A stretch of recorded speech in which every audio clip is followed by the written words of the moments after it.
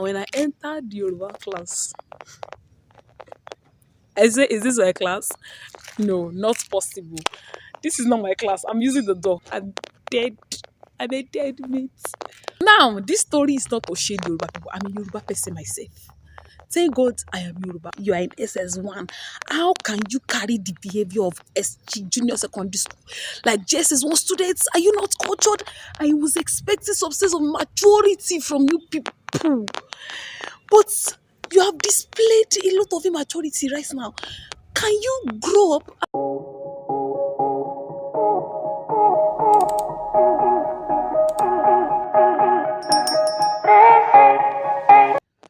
Okay, hi everyone. Welcome back to my channel. Shay for me here.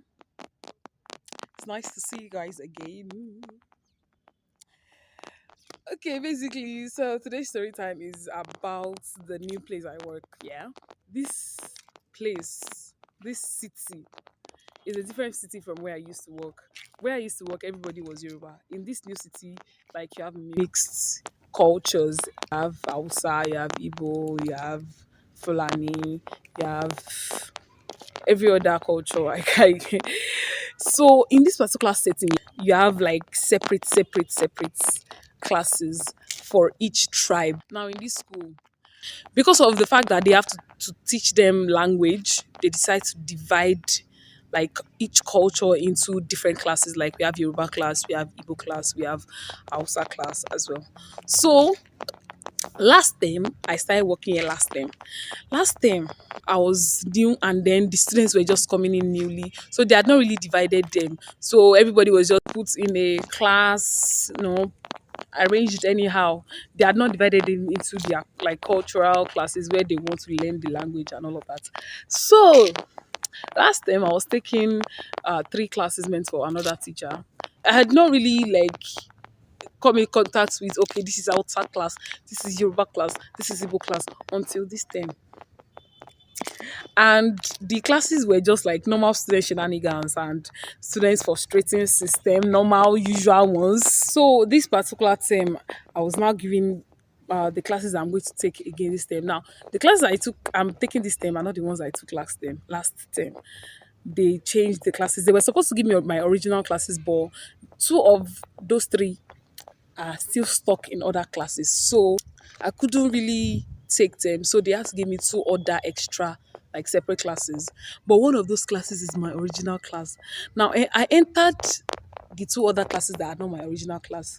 I think one of them was Hausa class. I don't remember which tribe the other class is. I don't know if this is Igbo or still Hausa class. I can't really remember. But see, the third class is Yoruba class. I entered these first two classes. That is not even my original class. So I entered. I mean, I was not. It was not a bad experience. I was impressed with even one of the classes. They were really comported. The Hausa class, I was like, these are students. Even though there were still some usual student shenanigans, all of those things, but it was not a bad experience. Those other two classes. Now, when I entered the Yoruba class, I say, is this my class? No, not possible. This is not my class. I'm using the door. Because the first impression I got, it was terrible. Now, this story is not to shade Yoruba people. I'm a Yoruba person myself. Thank God I am Yoruba, because this coming from another tribe would have been like, you are using one geographic to. I'm not using any geographic to judge students, and I'm not using to judge Yoruba people. I'm just saying what I experienced. Simple as ABC. Nobody should come for me. Plex. Thank you very much. Now, I told you about class. I don't want to believe that this is my original class. Is this what I'm going to be doing for the next few months? I'll take you for second term. I'll still take you third term. I'm dead. I'm a dead meat. Now, you would ask me, what did I experience that made me to like feel like, oh, I'm a dead meat? So, usually when you enter a class, the students will stand up, greet you, and sit down and start the lesson. The first class I had with these guys, I entered their class. They didn't even know whether they should greet or I mean they should not greet. You have to remind these students to stand up and greet. And Yorubas are supposed to be cultured set of human beings who know how to greet. I say, God, I beg. The next thing, these students started to shout right in my presence. In fact, no, that was not even. Hey, I have started from the wrong place. I entered the class like this. Some students were going out. They were coming in like barbarians. In a normal setting, yeah, when a teacher comes into the class, students don't go out. I mean, that's how it is, or I believe it should be. It was like they were thinking about what to do. They were just there. In a normal setting, students are supposed to stand up and greet their teacher once the teacher enters and sit down like culture students. I mean, this was what I experienced in the other two classes that I compared the three classes together. It wasn't because they're just seeing this teacher for the first time. That's why they were rude. They were rude because they are rude. I entered the class, they were just coming in, going out, coming in, going out. For like, I stood there for like 3 minutes. I was looking at them like, Kilo Shawame. I wanted to, I was just calm. They were literally just moving back and forth. Something that a student is in class while the teacher enters the class. Before the students will go out, the students should take permission and leave. Or before any other students will come in, the students should take permission before they come in. They were just coming in and out like as if they'd not even, like as if they have never been to a school setting. I was so pissed. I had to remind them to greet because they did not remember. Hey, I was like, okay, is this the class I'm teaching for the next 2 terms? Because I don't think I can handle this. I mean, it is not something too hard to handle, but I was just expecting more of like maturity and comportment from the students, and I did not get it. Now, this was the first impression they gave me, and it was already bad. I expressed my displeasure. I told them to change, and I was like, "We are going to be good if you guys change." I told them noise used to affect my brain. It will not allow it to boot. I did say it that way, anyways. But I told them it affects me, so they should caution themselves and know they are not allowed to make noise in my class. That was the first impression. That was the first impression. We had the class. It wasn't bad. The second time I went to this students' class, these students, I entered the class. That particular day, I wasn't feeling well. I wasn't feeling too good. So I was not even intending, because I have this kind of strong vocal presence when I'm teaching or when I want to make my points known. And I didn't want to raise my voice because I didn't want it to affect my head. I didn't want to have like serious headache that day because I wasn't really feeling well. I stood in front of these students for like 5 minutes, if I'm not exaggerating. For almost 5 minutes, they were, I would like to use a Yoruba word for this. One ho hey, one ho. I was trying to tell one of the students to just tell them to all keep quiet, that I'm going to dictate in this class, and if you don't have the notes, you are not going to write. Hey, they don't even hear. A point came, I said, this my feeling well, not feeling well, this thing is not going to work in this class. The way I'm not feeling well, I still have to bring my tigress nature. After 5 minutes of mental display, me, I decided to display my own for them. I didn't beat them. Oh. I've decided this is my experience that I will still tell the story later. That I am never going to use my hand to touch a student again in my life. The student should be doing. Come on, for read no class me.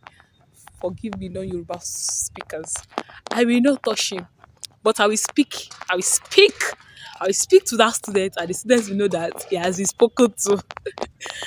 So I started to speak, and my speakings, I don't use curse words for my students. I don't believe it is right. I do not agree with teachers who do it. But I speak some words that will just be entering you, entering. After I finish, all of them were looking like somebody has battered them.